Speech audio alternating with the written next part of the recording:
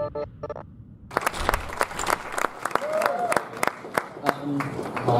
you're here. Fuckup. So I have to start with an apology. I'm actually quite seasoned as a public speaker, but I'm not quite seasoned talking about this particular thing. It's incredibly raw. It makes me very nervous. So I do apologize if I stutter, but nonetheless, I think it's worth sharing. So hi, this is me, I'm JB, and yes, that is a multicolour parrot onesie, and if you don't own a multicolour parrot onesie, I'm not sure what you're doing with your life. I'm a founder, consultant, CTO, and an advisor to startups, but the most important thing on this slide is something I wanted to highlight, which is my interest in humans and philosophy, and how that is combined with technology. Now, I've done this pretty much all my life. I've been humbled to be a manager now, or a leader, per se, for over 10 years, despite not looking like it. Yes, I am a millennial, and yes, I do buy avocado toast instead of a house. But one of the things that's really important in leadership is about being a servant leader, which I've heard many, many times. It's about doing more for others than you do for yourself. Now, the reason I'm telling you this is because I've known that, I've been trained that, I've gone through professional health, HR courses, I've been given all the buzzwords, but I never really experienced something like I experienced before. So it's going to be a bit of a story. Hopefully it's all right and it flows. But it leads to one very major fuck up, which to me actually changed my life completely. So, starting at the very beginning, I left my last job about 3 years ago now, and I was just looking around. I was planning on taking a break. I'm one of those prolific people who's never taken a break. I don't do holidays.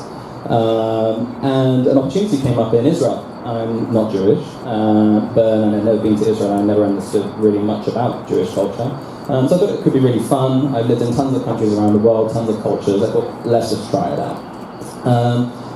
This is where it kind of started to go downhill, day one. I wanted to run you through 5 individual fuck-ups that led to the 6th, which was the major one, but they're very, very tiny, so do bear with me.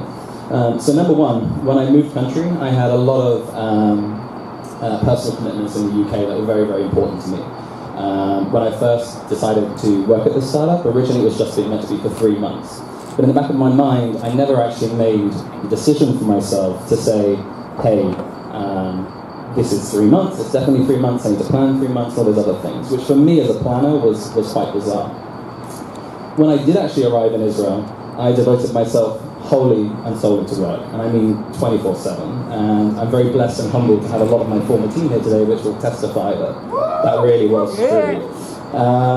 So I didn't socialize, I didn't make friends, I became a recluse, effectively just existing in my apartment and doing work in a foreign country where yes, the weather is fantastic, and yes, that's why, amongst people, that's why I love it so much. So these things started to snowball, as you can kind of imagine with human psychology, which I'm really interested in. Things start to build over time. So then, about a year in, I eventually started making some friends. Now, this itself seems a bit weird to have no friends for a year in a foreign country, but by whatever means I made it work and I made it happen. And then when I did make friends, I began to start to ignore all of their advice and their observations about me. What's really important to know about my background, just as a high level, is I have always been one of those blessed children who's incredibly smart and is ironclad and can't be hit with bullets, and we do everything amazing and we never get anything wrong, promotion after promotion after promotion, escalating to the top of trees and hierarchies, as you can clearly see, very, very quickly, for good and for bad. But the thing for me was actually taking the time to be told that I was wrong about something, although I'm very used to being told no or that I am wrong. When it came from a friend, it's very different. I brushed it off. It was just opinion. It wasn't actually fact. I'm a technologist. Science is fact. This is just opinions. And I felt like I knew myself very, very well. So then, obviously, as you've got these points, it must be everyone else's fault, right? You're already in this snowball mentality of everything just kicking on, and it's like, why is this happening to me? Why is this happening to me? I'm doing everything right, or as I thought I was doing everything right. So I started to find blame in everything else. Anyone and anything, whether it was the weather, or whether it was I didn't sleep that evening, there was something else to blame. Now, all these things came together effectively to be the biggest snowball I could possibly imagine, and hurled me down a hill at 1,000,000 miles an hour, to the point where I basically disregarded and rejected everything about me. I didn't basically feature. Now, the reason I'm telling this story specifically, and I did think a long time about why I would tell this story, is because I think for me, this was the most relatable thing that happened to me very, very recently. This was 8 months ago. And this snowball effectively gave me my first 8-month holiday, which is what I'm currently on now, enforced somewhat. This was the result. So this was 3 years into my tenure in Israel. I had an eating disorder. I was 57 kilos and that big. I had also suffered mega burnout. I had a mental breakdown. And I also developed my mental health issues again. All the overachievers in the room will understand the whole anxiety, depression thing, I'm sure. But it came back with a vengeance. Now, why am I showing you this? I've showed 200 people I don't know. I've shown 2 people in real life this photograph. And of course, when I took it, I didn't see anything wrong, effectively. But because I think the raw human vulnerability of this is where, hopefully, you'll find the most meaning in the lessons that at least I found, which apply to everything, not just being a workaholic. So here we go. The most important thing and the most simple thing I can possibly say that I learned through this is you just can't fill from an empty cup. I looked for such a long time to find who actually wrote this quote. There's a lot of people who claim they wrote it. It was probably invented in Israel, like everything else. But more simply, like we get on a plane, I'm sure most of you all the time, they say put your own oxygen mask on before helping someone else. It applies to everything. You can't do good for others unless you do good for you. That was one of the big sayings. But if we unpack this a little bit,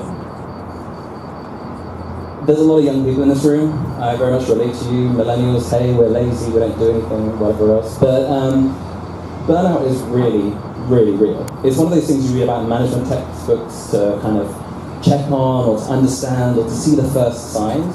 But for me, when I actually burnt out, and I burnt out in a big way, lost my speech, lost my ability to speak my second and third language, and lost most of my memory as well, it was the first time that burnout to me as a millennial, very young person was told, hey, you've got to take a break and you've got to stop. And it's really real and it's very scary.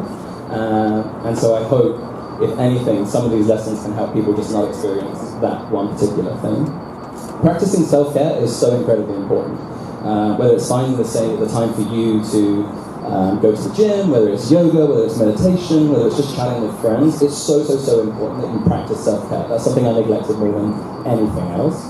More. I think this is the biggest thing in our current generation and our current time is we don't talk about how we feel, what we're going through, and understanding that I'm pretty sure most of everyone in this room will have experienced 2, 3, 4 plus things that I've mentioned today, whether it be the millennial comment, we don't work hard, or whether it be the fact that burnout and all those other pieces, talk. It's so hard to see, for example, in my life, losing very, very close friends to me to them taking their own lives because they just wouldn't talk. And that's something we need to break as a rhetoric, and it starts with us putting ourselves forward to other people. So I think that's really, really important.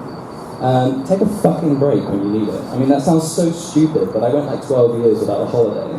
And then all of a sudden, I can't do anything for 8 months. So I'm not sure which I'd rather have, lots of mini holidays or being in hospital and bedridden for the rest of it, but really take a break. It's not just management speak. When hopefully your leaders tell you, take your holiday, use your holiday days, every single last one, they mean the world.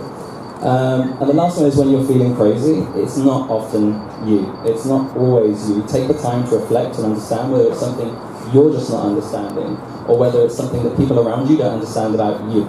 And then it comes to talking, sharing, and evolving their point of view to not necessarily change it, but to augment it, to help them grow too.